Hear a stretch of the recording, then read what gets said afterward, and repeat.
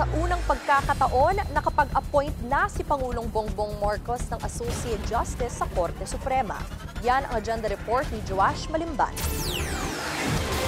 So help me God. Thank you. Thank you so much.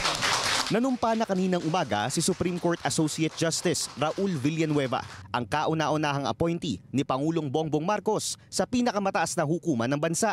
Pinalitan niya si Associate Justice Mario Lopez matapos nitong maabot ang compulsory retirement age na 70 noong June 4. Nagtapos si Justice Villanueva ng Bachelor of Arts in Economics sa University of the Philippines Diliman noong 1985 at pag-aaboga siya naman sa parehong universidad noong 1990. Parte siya ng Alpha Phi Beta Fraternity, ang frat ni na SP Cheese Escudero at former Chief Justice Reynato Puno.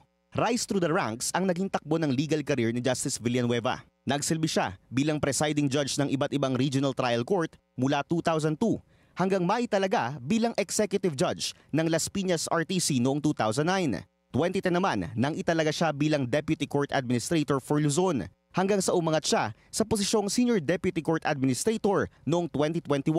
2022 nang i-appoint siya bilang bagong court administrator ng Korte Suprema, ang opisinang nag-aasikaso ng administrative matters ng SC tulad ng ibang appointees ng Pangulo, tubong Ilocos Sur si Villanueva.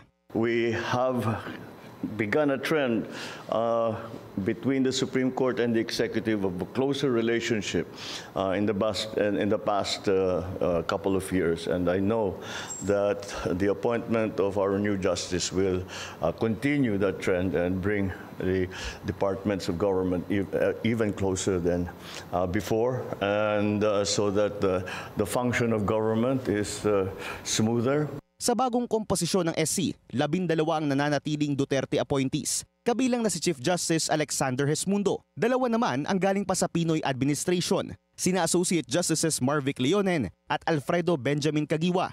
Sa 2026, nakatakdang magtalaga si PBBM ng kanyang ikalawang Supreme Court Justice at unang Chief Justice, kasunod ng nalalapit na retirement ni Associate Justice Amy Lazaro Javier at Chief Justice Hesmundo.